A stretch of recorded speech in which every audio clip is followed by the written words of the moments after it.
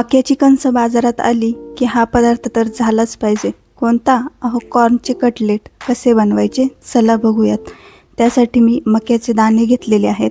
कांदा, शिमला, गाजर, कोथिंबीर, आलं, लसूण, हिरवी मिरची, जिरी, ओवा, हळद, लाल तिखट आणि मीठ हे सर्व साहित्य घेतलेलं आहे. या साहित्याचा उपयोग करूनच आपण छान हेल्दी कटलेट बनवणार आहोत. आता यात तुम्ही तुमच्या आवडीनुसार बीन्स किंवा टोमॅटो हे सुद्धा वापरू शकताय.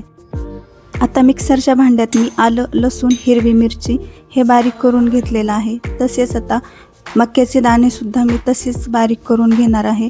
बघा, मी बारीक करून घेऊन एका बाउलमध्ये काढून घेतलेले आहे. तसेच त्यामध्ये बारीक चिरलेला कांदा, शिमला, गाजर हे टाकून जिरी टाकलेली आहे आणि ओवासुद्धा छान क्रश करून टाकलेला आहे.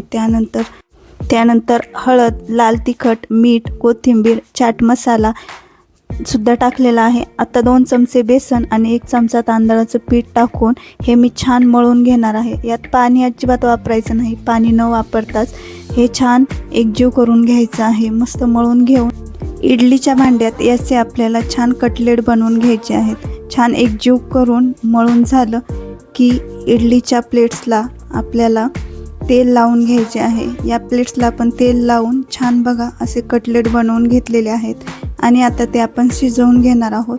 हे कटलेट फ्रीजमध्ये 8 दिवस आरामात टिकतात.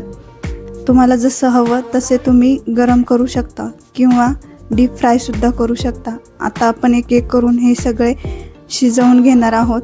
10 मिनिट झाकण ठेवून शिजवून घेतले की बघा 10 मिनिटानंतर छान कटलेट आपले शिजवून तयार झालेले आहेत. आता भरपूर भाज्या घातल्यामुळे हे खूप हेल्दी होतात. आता हे कुस करून तुम्ही ना याचा पराठासुद्धा बनवू शकता छान आणि लगेच निघतात. भांड्याला अजिबात चिकटत नाहीत.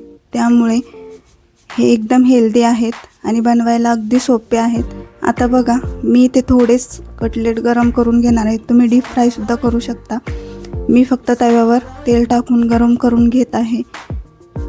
अशा प्रकारे तव्यावर तेल टाकून मी 4 ते 5च कटलेट गरम करून घेणार आहे.